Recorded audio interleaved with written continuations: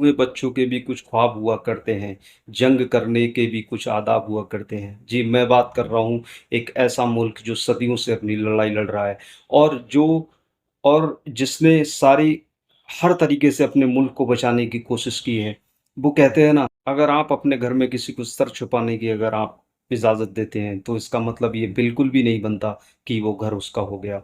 Right जिसका है, उसका ही रहेगा और ऐसा ही एक मसला सदियों से चला आ रहा है इज़राइल और फ़लस्तीन का।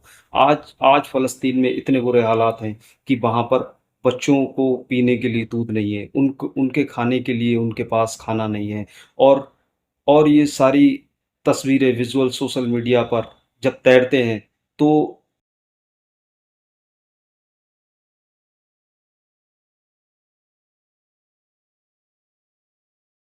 सदियों से चली आ रही है, चाहे वो किसी भी रूप में जंग हो या क्रांतिकारी के रूप में जंग हो या भारत से अंग्रेजों को या भारत से ब्रिटिश गौर सरकार को उखाड़ने का काम एक क्रांति और जंग नहीं किया है। लेकिन जंग के कुछ उसूल होते हैं, कुछ आदाब होते हैं, कुछ उसूल होते हैं, कुछ रूल्स होते हैं, कुछ नियम्स होते हैं, जिनको तोड़ना इंसानियत के बिल्कुल भी उलट जाता है। इंसानियत के बिल्कुल विपरीत काम करता है। वीडियोज़ ऐसे-ऐसे वीडियोज़ आ रहे थे फ़लस्तीनी एक शख्स जो मलबे के अंदर दबा हुआ था और जब जो सिक्योरिटी गार्ड थे या जो उनको रेस्क्यू जो बचाने वाले लोग थे, जब वो मलबा हटा रहे थे, तो उस शख्स के जुमले यही थे कि मुझे मत बचाओ, मुझे मत बचाओ। आखिर वो ऐसा क्यों बोल रहा था? लेकिन जब मलबा और ज़्यादा हटाया गया, तो उसके दोनों हाथों की उँगली उसके बच्चों ने पकड़ रखी थी।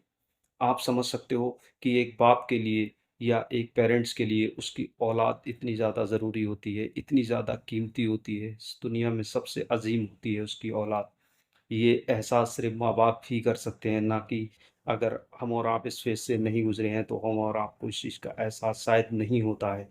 लेकिन ये चीज़ें ऐसी हैं जो दिल को झंझोर कर रख देती हैं, इंसानियत को तार-तार कर देती हैं। ये वो सरज़मीन है जो शहीदों की सरज़मीन है, अपने शरीयत को बचाने के लिए, अपने मुल्क को बचाने के लिए जो लड़ाई लड़ रहा है।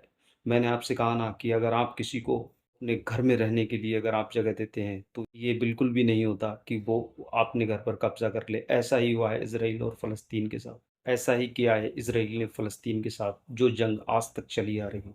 इंसान के पेट में खाना नहीं जाता है, तो वो बेचैन हो जाता है। ये हम और आपके साथ हमेशा होता है, अगर हम और आप एक टाइम का भी खाना अगर ना खाएँ, तो वीकनेस होने लगती है, कमज़ोरी-सी महसूस होने लगती है, भूख का एहसास होता है। उन फ़लस्तीनियों को देखिए जो इतने कई-कई दिनों तक प्यासे रह रहे हैं।